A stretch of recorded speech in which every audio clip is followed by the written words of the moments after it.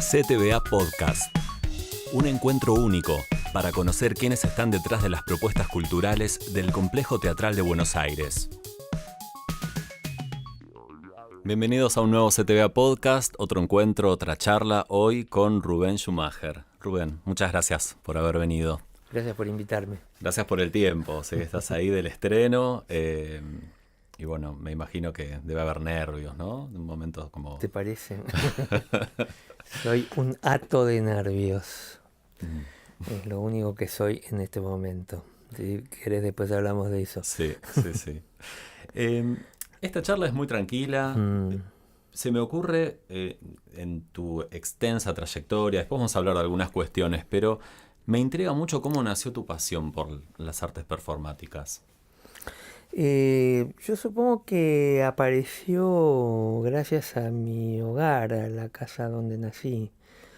Si bien mis padres no eran unas personas que tuvieran que ver directamente con el arte, eran tanto mi padre como mi madre dos personas que iban muchísimo al teatro, sobre todo al teatro independiente. Yo me crié prácticamente dentro del teatro IFT, ya de chiquito, a los 6 años empecé a tomar clases de música con Judita Koshki, que es una grande de la pedagogía musical. Y entonces, digamos, yo recuerdo haber ido...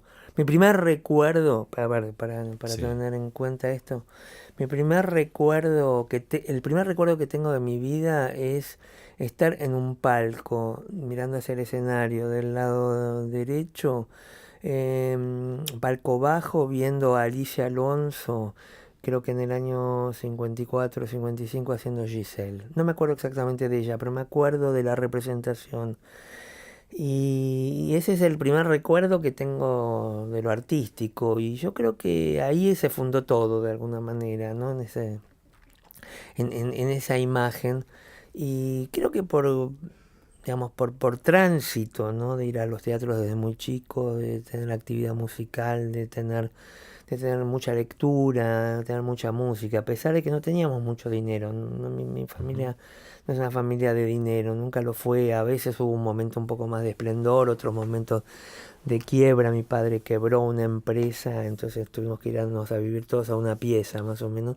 Sin embargo, nunca se perdió esa relación con todo lo que tenía que ver con lo artístico. Por supuesto que que es parte de lo cultural, pero cine, sobre todo el cine soviético, por venir de una familia comunista, el teatro independiente, los cuadros, todo eso fue parte de mi infancia. Entonces, digo, creo que salió de ahí. Yo empecé a hacer teatro muy chico, entonces no tengo muy bien el registro de cuándo fue.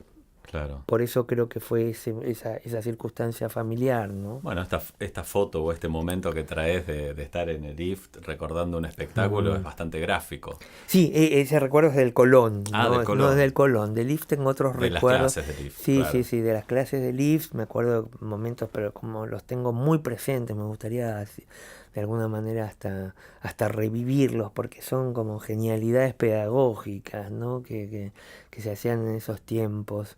Y me parece que, digamos, del IFT me acuerdo del espacio. Yo soy una de las, creo que pocas personas de mi generación que tuvo la suerte de que en su infancia pasara mucho tiempo adentro de un teatro de 700 localidades, ¿no? Porque pasaba mucho tiempo allá adentro. Entonces, Claro. siempre que podía me escapaba a ver la sala. Mi maestra de actuación a los 12 años fue Marta Gam, que actuaba en muchos de los espectáculos de IFT.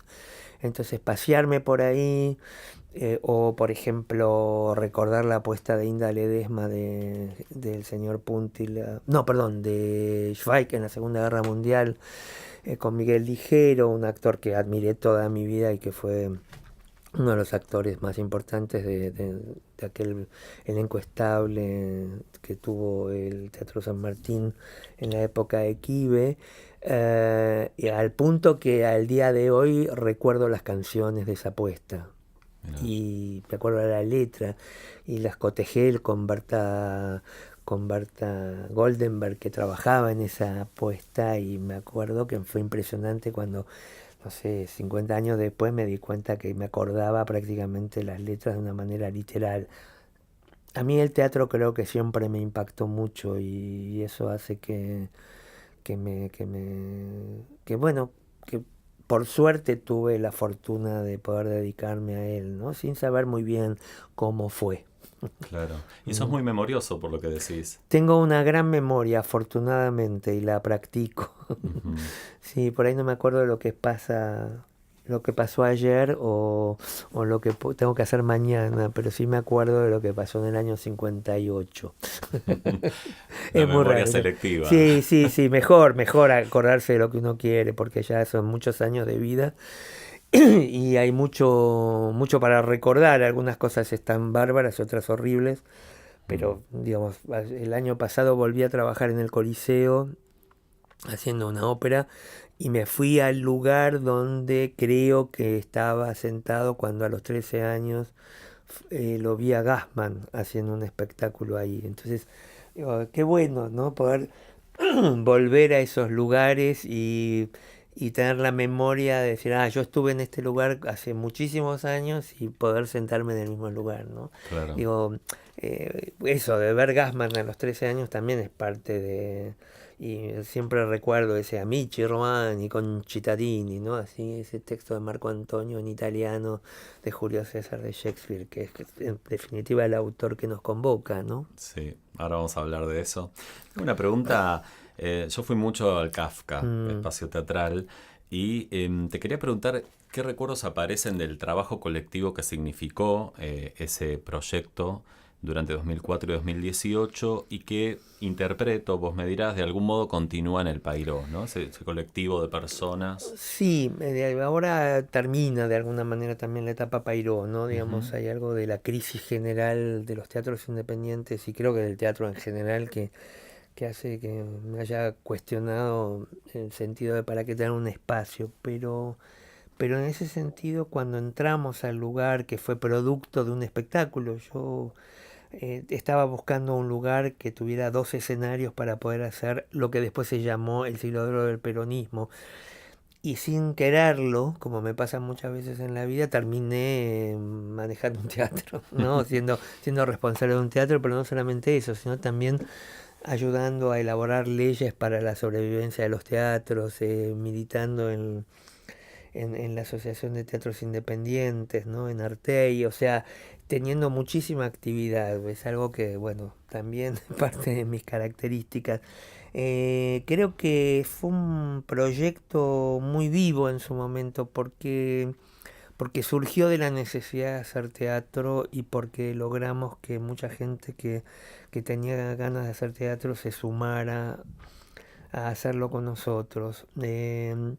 A mí me sirvió para tener un espacio de trabajo, para poder dar clases, para poder hacer mis obras también, algo que hacen muchísimos creadores que están en sus propios espacios, pero siempre tratamos de tener una mirada muy abierta sobre las relaciones, las diferentes relaciones del teatro independiente con otras zonas de producción y eso creo que fue una de las cosas más ricas, porque hoy por hoy la gente que pasamos por ahí tenemos una idea y pensamos la situación teatral de una manera bastante particular, que no voy a Claro. exponer en este momento porque No, es muy larga y pero no... con toda esa experiencia, claro, sí, sí. Y además un proceso formativo también, ¿no? Sí, sí, sí, de hecho, una persona como Paula Travnik, que en Ujú. ese momento venía de haber hecho un curso con Gustavo Schreier en producción y que era parte del teatro,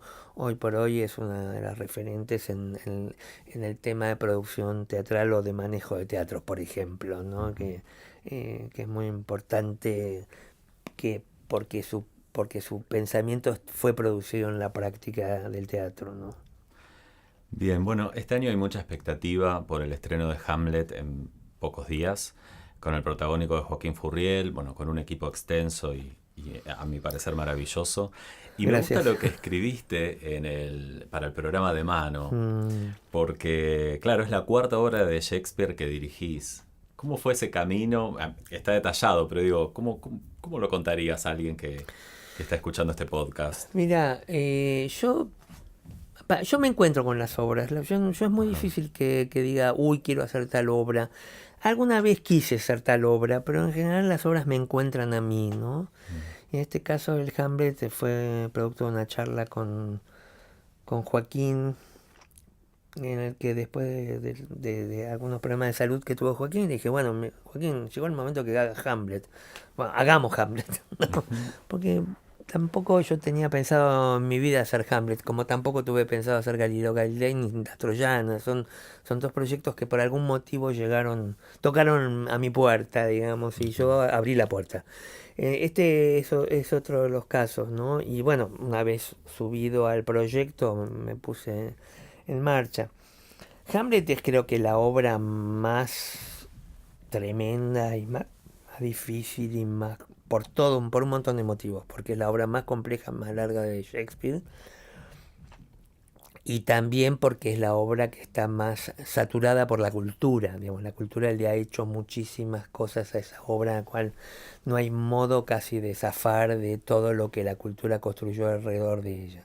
Yo empecé con Sueño de una noche de verano, que es como un clásico de directores relativamente jóvenes. Yo era relativamente joven cuando la dirigí, con un grupo de jóvenes, además, algunos de ellos hoy, como Mauricio Dayub o Gabriel Goiti, que son unas estrellas, digamos, Claro. del espectáculo, ¿no? Pero en ese momento eran jóvenes actores de la escena independiente, pero que en ese momento también fue una producción del Teatro San Martín, que se hizo en el La Salle, y acá en el edificio del teatro, en la Casa Cubierta, solo 2 funciones, por muchos motivos que no vienen a cuento, ¿no? Pero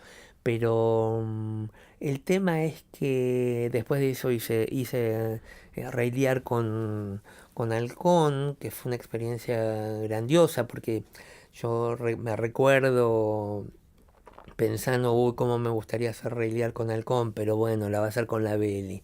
Y el día que Halcón dejó de estar en el elenco de la Beli y me llamó para hacer Muerto de un Viajante, yo dije, bueno, por ahí hay una posibilidad de hacer alguna vez Reiliar, y finalmente la hicimos, ¿no?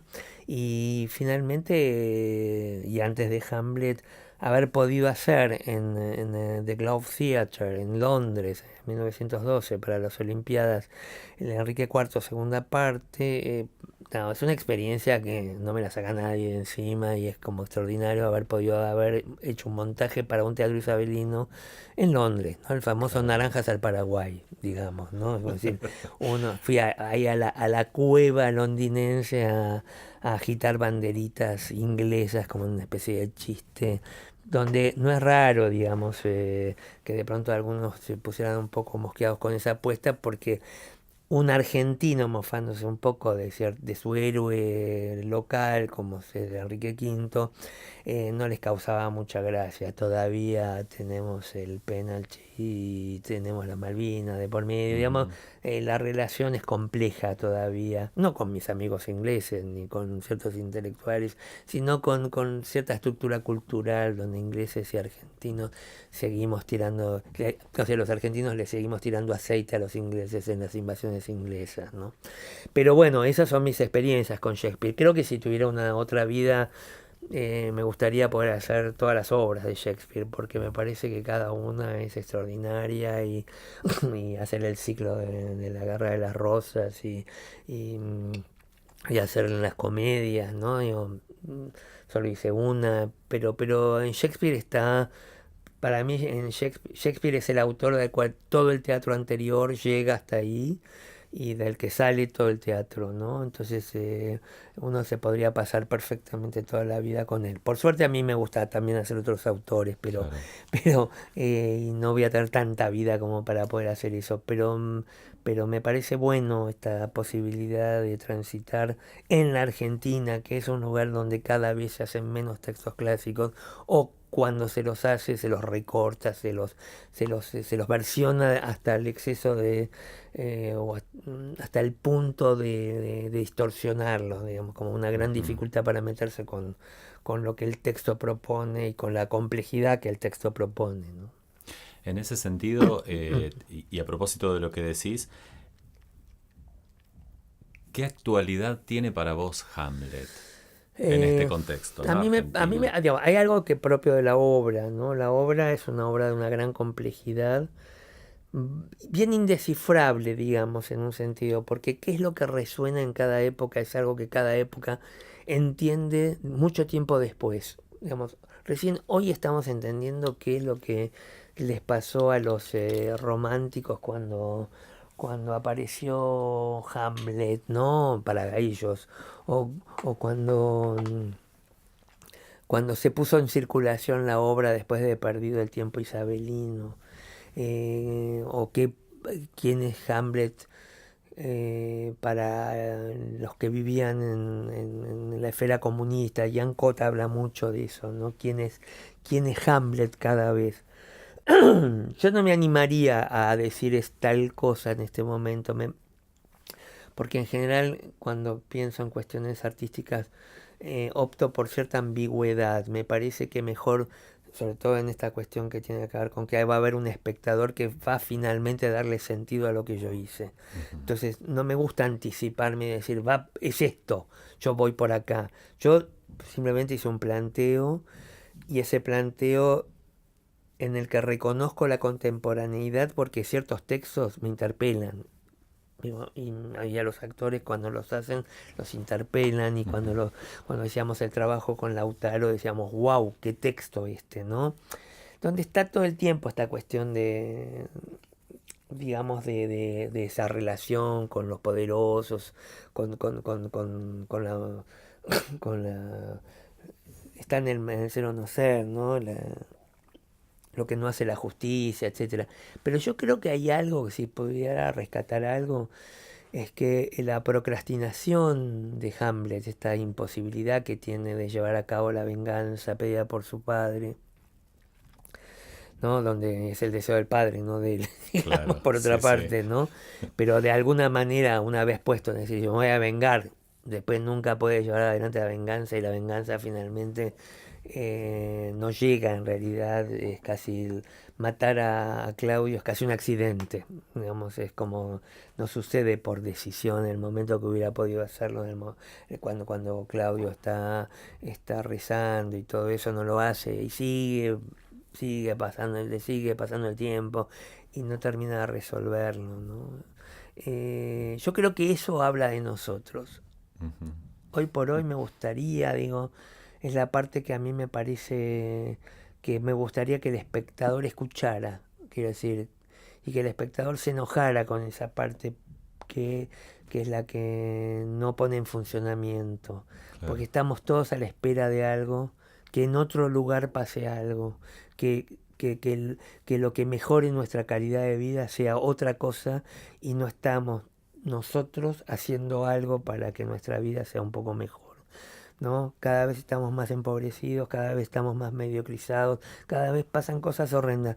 Y en algún punto, en vez de salir con todo, estamos esperando. Con una excepción, creo que el movimiento feminista es el que tomó cartas en el asunto y dijo, bueno, basta, vamos a salir. Y a pesar de que se perdió la votación de la ley del aborto, y bueno, y puede haber derrotas cada vez que no se puede hacer un aborto en el caso de una niña, etcétera, etcétera, o una mujer en peligro. Creo que el movimiento feminista es el único que logra salir de esa procrastinación y que decidió tomar las armas en el asunto. Creo que, pero el resto de la sociedad, ¿no? Ujú. O las mujeres mismas en otras posiciones, no en esa en particular, Sí. estamos todos, podría ser una realidad, todos somos Hamlet, pero en la peor parte de Hamlet, que es tardamos, ¿no? Mm. En tomar la decisión, ¿no? Y no hacemos lo que tenemos que hacer, no nos vengamos donde tenemos que vengarnos, no votamos en contra de los que nos hacen daño, etcétera, etcétera. Me parece que eso. Ahora, yo no soy una persona ni un director, por lo que conozco de mí, Ujú. que me ponga a enfatizar eso, a ponerlo obvio. A mí me parece que eso, el que quiera lo va a escuchar, y el que quiera lo va a reflexionar. por ahí con estas palabras que estoy diciendo ahora, oriento a alguien a que escuche eso. Claro. Yo no lo hago evidente, no es que en la mitad de la obra aparece una urna y alguien dice, no voto, no voto, no hago esa cosa. No me pongo obvio, me parece siempre una falta de respeto a la inteligencia cuando uno enfatiza y subraya y le pone encima marcador, ¿no? Y resaltador a una idea que en realidad, si no funciona escénicamente, en realidad no tiene ningún sentido, ¿no? Claro. Entonces me parece que es como estas obras son para que se muevan las resonancias, ¿no? Que cada espectador tenga y pueda llegar al nivel que su historia personal y su bagaje le permita. En ese sentido a mí me parece que son esas obras extraordinarias ¿por qué son tan populares? Porque tienen muchas capas. ¿No? Digamos, hay una capa que es como la trama pura, que diría hasta un niño muy pequeño, casi como en un cuento nocturno, uno le podría contar a la noche. Si había una vez un príncipe, ¿no? Al cual se le apareció el papá, que era un fantasma, ¿no? Y contársela como una historia de fantasma, de miedo, el chico te va a tener miedo, se va a abrazar a quien le cuente el cuento, pero que uno puede ir a ese nivel, ¿no? Hasta al final mueren todos, le cuentan, ¿no? Y ese es un plano, y después hay otros planos y planos y planos, hasta el lugar más absolutamente, si se quiere, filosófico, donde ya la trama no importa, donde lo que único importa son cómo se desarrollan las ideas. ¿M? Y esa complejidad de obra es la que estoy tratando de poner en escena y que de alguna manera se transforme en un espectáculo popular. Digamos, claramente no hago un espectáculo para élite, Ujú. no hago un espectáculo para la capilla del teatro. En ningún momento quiero... Digo, en una sala para 900 espectadores de un teatro público, me parece casi una falta de respeto a la comunidad que uno haga algo solo para muy poca gente. Yo he hecho cosas para muy poca gente, pero lo suelo hacer en lugares donde va poca gente. Claro. Entonces, me parece que si uno tiene una sala de 900 espectadores y esa sala tiene que estar a full 5 días por semana, lo que se necesita es algo que permita que la obra se despliegue. Y creo, eh, aseguro se lo llevaron preso, Claro. que algo de eso estamos haciendo. Bien, me encantó lo de la procrastinación porque además, fuera de la obra, es una de las problemáticas actuales, ¿no? Llenos de actividades, llenos de cosas y hay una tendencia, bueno, lo dejo para después, Exacto. me olvido, que me quedo sin leer el WhatsApp, esto, lo otro. Realmente es una problemática la procrastinación. Sí, sí, Sí, sí. sí. Mucha gente deja para después el famoso... Lo vemos, Lo vemos, sí, vamos sí, vamos viendo. viendo, ¿no? Sí, son formas que, yo qué sé, cuando yo era chico casi no existían, vamos viendo, no, o lo hacías o no lo hacías, no, era no o sí, pero vamos, dale, mandame un WhatsApp y te digo. Y después el WhatsApp no llega o no lo conté. Es notable, ¿no? Estamos en un momento donde el nivel de comunicación es feroz, somos todos esclavos Ujú. de todos los medios por los cuales la gente nos puede encontrar y sin embargo estamos cada vez más perezosos de hacer todo lo que tenemos que hacer. Bien. En el programa de mano también hay una frase que me gustó mucho y que de algún modo me permite preguntarte lo siguiente. Dice, Hamlet es esa obra que todos creemos conocer, ¿no? Y hasta podemos confundir escenas. Sí, En ese sentido, ¿qué le dirías a alguien que nunca vio Hamlet y quizás nunca vino al Teatro San Martín? que venga y que se arriesgue y que se vaya cuando quiera. Digo, a mí me parece que no hay que meter preso a nadie en el teatro.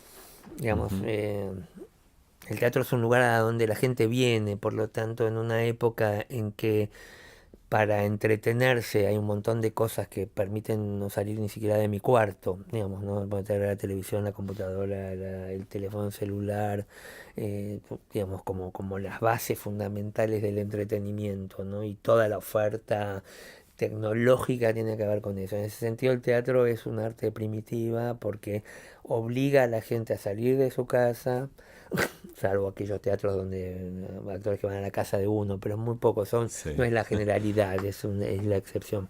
En general la gente cuando hablan de teatro dice, tengo que ir a una parte, tengo que ir a alguna parte, ¿no? Entonces, para poder ver personas en vivo, etcétera. Y ahí me parece que en ese sentido el espectador tiene que tener la posibilidad de pasarlo lo mejor posible, ¿no? Eh, y entonces lo que yo le diría es que se arriesgue, digamos, pero ya cuando decidió venir, ya tomó riesgos, claro. ¿no? Digo, el teatro desilusiona muy rápidamente, mucho más que el cine o que las series o que la televisión. No se puede bancar una mala película, pero no hablo de nosotros porque nosotros tenemos que ir a ver mucho teatro en general porque tenemos amigos, entonces uno Ujú. va igual. Pero en general la gente que va al teatro y se desilusiona porque ve algo que no le gusta, tarda mucho después en volver. Cosa que no le pasa con una película. Ve una película que no le gusta y la semana siguiente por ahí está viendo otra. No, digo, no establece esa relación de agrado-desagrado que se establece con el teatro. Pero eso sucede básicamente porque el nivel de exposición de un espectador que va al teatro es enorme. Porque tuvo que ir, pero además de ir, su cuerpo se ve expuesto, aunque esté a las sombras. Ujú. ¿No? Hay algo del uno a uno, de la escena con el espectador, de soy vivo contra vivo, ¿no?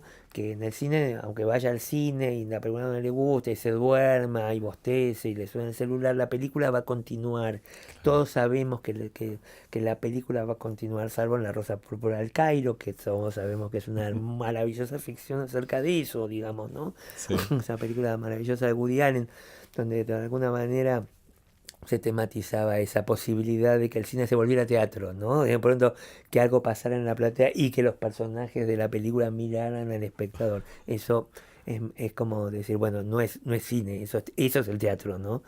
Y a mí me parece que estaría bueno que a mí me gustaría, digamos, en una especie de sueño casi imposible que, sobre todo para vérmelas con gente que no tenga tanta expectativa, porque vos al comienzo hablaste de la expectativa, yo estoy sí. aterrado con la expectativa, Ajá. nada me produce más terror, horror, peor que si me encontrara con el peor monstruo de la realidad, que la expectativa que hoy por hoy la gente tiene con este trabajo. Digo, ¿por qué Hamlet? ¿Por qué Furriel? ¿Por qué soy yo? ¿Por qué es el Acoronado? ¿Por qué es el Teatro San Martín? Claro. Etcétera, etcétera, etcétera. Y Mm. como eso hace que cuando un espectador se siente con tanta expectativa, siempre, siempre salga desilusionado. Es verdad, cuando uno va con mucha expectativa a un lugar, la vara está más alta, No, ¿no? pero muy alta, Sí, porque en sí, realidad sí, nada se parece a lo que uno imaginó. es cierto. Entonces siempre a mí me pareció bárbaro ir a en el tute, no me acuerdo si es tute Cabrero, digamos, o también es de ambos tutes el juego. Yo lo jugaba hace muchos años, ahora no me acuerdo mucho, pero gana el que va más y el que va menos, y pierde el que se queda en el medio. A mí me da terror quedarme en el medio, ¿no? O sea, o quiero estar abajo, que nadie se dé cuenta y de pronto eso aparezca, o bueno, estar con todo, ¿no? Claro. Pero como la realidad es diferente, a mí me da la impresión que, bueno, agradezco la expectativa, porque por otra parte creo que obedece a un reconocimiento, pero por momentos esa expectativa puede ser asesina. Bien, entiendo el punto. Quería preguntarte cómo es tu trabajo de dirección, cómo es esa dinámica con tantos actores además, porque es un elenco enorme y bueno, yo lo veo de afuera y digo, bueno, debe ser un desafío tener el lugar de dirección en un elenco de este tipo. A ver, en el momento que decidí ser director, yo pertenezco a una generación de, como te contaba antes, Sí, que vio mucho teatro con mucha gente arriba del escenario, ¿no? En ajá, escenarios muy grandes. Entonces, son cosas que las tengo incorporadas en mi imaginario de director. A mí la idea de hacer una escena, obra... de hecho, tuve un grupo con dos actores que fueron Ingrid Pericol y Horacio Peña durante sí, mucho tiempo. sí, sí, Hicimos me muchos acuerdo. espectáculos. Pero al mismo tiempo podía estar haciendo Galileo Galilei en la Coronado, que fue mi trabajo anterior, con Alberto Segado, con 30 actores. Claro. Y tratar de pensar que el trabajo que hice el año pasado en el Coliseo, entre solistas, actores, figurantes, bailarines, coreutas, no cuento a la orquesta, digo, Claro. porque yo no trataba directamente con la orquesta, pero con toda esa gente que mencioné, sí, había unas 100 personas. O sea, estoy acostumbrado a conducir masas, digamos, ¿no? Hay algo de, inclusive cuando yo militaba políticamente, cuando era muy joven, siempre iba al frente, iba adelante, decían todos por acá y llevaba a la gente de un lado para el otro. Algo de eso, ¿no? Digamos, por ser petizo creo que me pasa, ¿no? Digamos, esa cosa napoleónica que a uno le agarra de querer conducir a un montón de gente, ¿no? Para compensar un poco la estatura. Pero en general a mí me produce, digo, es más complejo porque si una persona ya es compleja, dos, la relación de dos ya aumenta y así.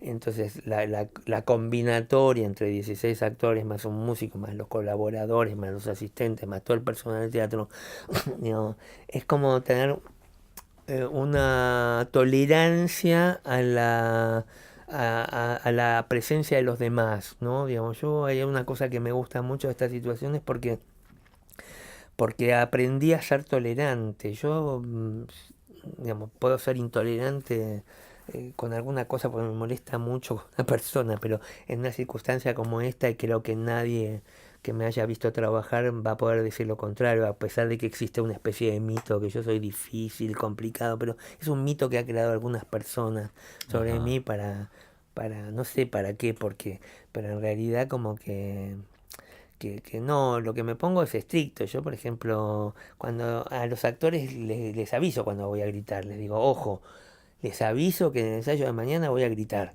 ¿Por qué? Porque es el ensayo donde ustedes se van a hablar, se van a molestar, que por ejemplo es el ensayo técnico, cuando Ujú. hay que probar luces y esto.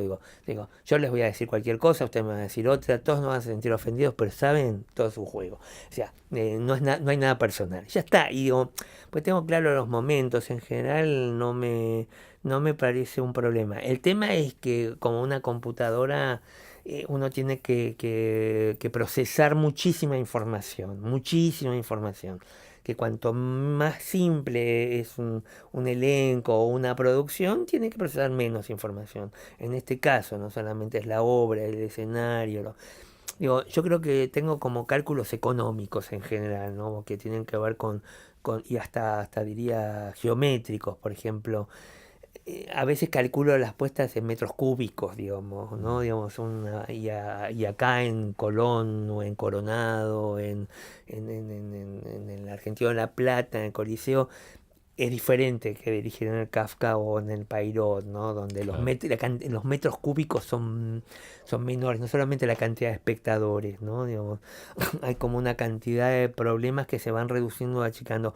De todas formas, hay algo que tiene que ver con la propia calidad, que es tan complejo en un lugar como en el otro, que entonces uno tiene que lograr un producto absolutamente eficaz para cada uno de esos lugares.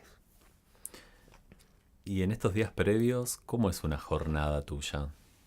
Hoy hablamos de los nervios o lo que le Y pasa a a uno en el ver, cuerpo, ¿no? qué pregunta. Primero, dormir poco. Está pasando que duermo un poco. Yo ya no duermo mucho, pero igual me estoy despertando a horarios absolutamente impropios. A veces me despierto a las 5 de la mañana, habiéndome acostado a la 1 o a las 2, digamos. No. Trato de continuar en la cama un poco, trato de escuchar música o algún programa de radio para que alguien me hable, Ujú. ¿no? Digamos, para no molestar tampoco a mi entorno, ¿no? Digamos, a veces me levanto, a veces escribo. Lo que he tratado es de seguir haciendo las cosas que en esta etapa todavía no empecé a dar clases. Y de hecho la semana que viene, que coincide con la semana de los ensayos generales, voy a estar empezando a dar clases y decido, porque no me coinciden los horarios, empezar mi vida, digamos, pero como forma de distracción, porque ayer le comentaba a Belén Blanco, ¿no? sobre, Sí. sobre mi vida, que tengo que tratar de no tener, de no pensar en lo que pasa cuando no estoy acá dentro del teatro. Claro. Porque si no es insoportable, porque es puro fantasma. Entonces trato de hacer la mayor cantidad de cosas. No sé, hoy a la mañana fui a mi clase de ruso, estudio ruso, Sí. estudio italiano también, digamos. Tengo así como me gusta estudiar idiomas, entonces Ujú. me la paso. Entonces fue bárbaro, porque durante la hora y media que duró la clase de ruso, ni me enteré, ni me acordé que yo hacía Gamblet. Gamblet se dice en ruso, ¿no? Digo, no me acordé. Y fue bárbaro porque me permite después ahora, cuando me tenga que meter con la obra, entrar fresco. Por supuesto que si tengo que resolver un problema lo pienso, pero hay mucho de fantasmático, digamos, en el Claro. momento en que uno no está trabajando con la propia materia. Y la materia son los actores. De pronto, si me pongo a hablar con Joaquín por teléfono o como ayer, por ejemplo, que durante un rato largo estuve chateando con Gonzalo Córdoba sobre cuestiones de la puesta de luces o sobre Mm. cosas de la obra o con los asistentes o después con Joaquín.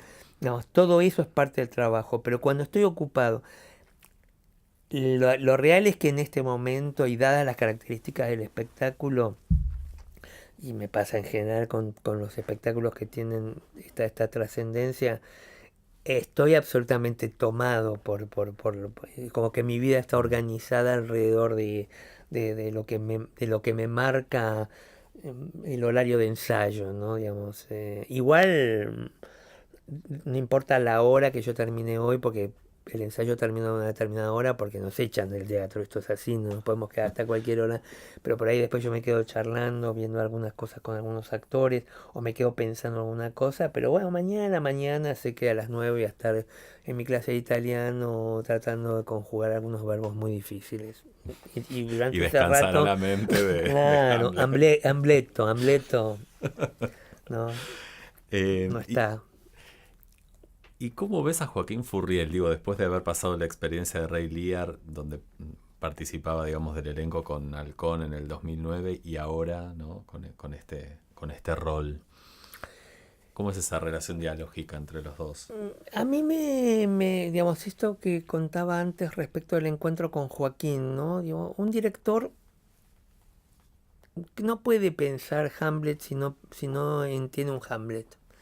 Digamos, sería como muy absurdo, ¿no? Digamos, Hamlet es una obra tan excluyente respecto de los, del personaje, ¿no? Que primero es casi, uno primero tiene Hamlet y después piensa en Hamlet, ¿no? Si uno tuviera que hacer Romeo y Julieta, por ahí no, y manda un casting, trata de armar quién puede hacerlo, no, pero en Hamlet no, Hamlet. Y por otra parte, hay algo que tiene Joaquín que a mí me resulta admirable, que es un actor joven que decidió tomar la posta del actor heroico, que para mí el actor heroico es ese actor, como es Joaquín, que desea hacer grandes textos, ¿no? Como entonces eh, logró hacer La vida de sueño, ¿no? También trabajó bueno, en Rey Lear, hizo Final de partida, El reñidero, digamos, haciendo el Orestes, ¿no? Eh, el guapo del 900, digo, inclusive, digo, como ese lugar del actor que no está ligado con el culto de su propia persona, sino con el deseo de trascender a través de textos muy importantes. Y esa es una especie en extinción en este país, digamos. Yo creo que se van a dejar de hacer estos textos porque no hay actores para poder hacerlos. Lo que empiezan a aparecer son versiones de la versión de la versión. Yo hace poquito recordaba que me dijo, ¿alguna vez hiciste Hamlet? Y dije, no, no. Y después me acordé que un alumno mío de espacio escénico de la UNA me pidió que le grabara la voz del fantasma de una versión que él escribió para una cosa que se hizo en una sala que está perdida por algún lugar de Villa Crespo, ¿no? Y dije, yo fui fantasma alguna vez de Hamlet, ¿no? Y yo me acuerdo que fui a ver la versión, claro, una versión, digamos, Y de hecho he visto muchas versiones digamos, no hay cosas que no fueran interesantes, sino que de alguna manera elegían sacarse un montón de problemas de encima. Y ese tipo de versiones, perdón por la tos, No pasa nada. ese tipo de versiones no necesitan de grandes actores, ¿no? Necesitan más bien de actores que se integren a ese tipo de propuestas, que en general, digamos, por ahí es una propuesta de durar 50 minutos contra una obra que en su original dura 4 horas, 4 o 5 horas. Nosotros hemos reducido a una estancia con los intervalos de 3, un poquito menos de 3. Pero digo, lo interesante de Joaquín es que él es un actor que está dispuesto a poner su cuerpo y su cabeza y su pensamiento y su inteligencia al servicio de algo que no es precisamente el mainstream, ¿no? Digamos, el mainstream es otro lugar. Y me parece que esto es un gesto político por parte de él y por parte mía, digamos. Lo que pasa es que en mi caso yo ya lo venía haciendo y en caso de él es reafirmar con Hamlet, ¿no? Ese lugar, ¿no? Hacer Hamlet para un actor no es poca cosa, ¿no? Es como, wow. Es como un punto de llegada. Lo que pasa que no puede ser un punto de llegada porque es un personaje joven. Punto de llegada para un actor es La Tempestad o es Rey Lear, digamos, donde uno dice, ¡guau! Llegó y está grande y ya está la coronación, ¿no? No, pero Hamlet es un personaje. Si uno piensa, por ejemplo, que hay una ventaja en el sentido histórico.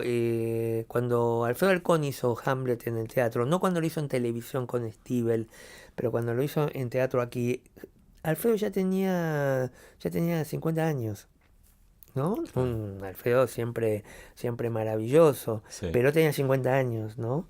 En cambio Joaquín tiene 41, 42 de hoy, que es como menos.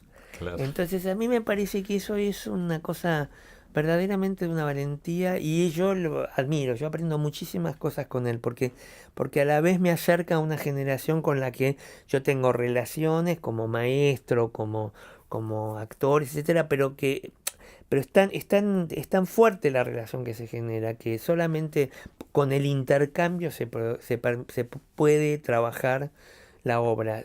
No es yo dirigiéndolo y diciéndole serás mi arcilla y yo te daré molde, serás mi Galatea, yo tu Pigmalión. No es así, ¿no? Digamos, el Hamlet tiene que tener todo el derecho a poder decir, opinar, hablar, porque en definitiva es el que no solamente está, de él se habla toda la obra, sino que además está prácticamente toda la obra en escena. Rubén, muchas gracias por este encuentro. Muchas gracias a Hasta la vos. próxima. Si te gustó este podcast, compartilo en tus redes sociales. Quizás a alguien más le puede interesar. Búscanos en www.complejoteatral.gov.ar o en las redes sociales del Complejo Teatral de Buenos Aires. Si nos estás escuchando en iVoox, dale un me gusta y deja tu comentario. Si estás en Apple Podcast o iTunes, podés calificarnos con estrellitas. Sugerinos lo que quieras en nuestra casilla de correo podcast@complejoteatral.gov.ar o a través de nuestras redes sociales.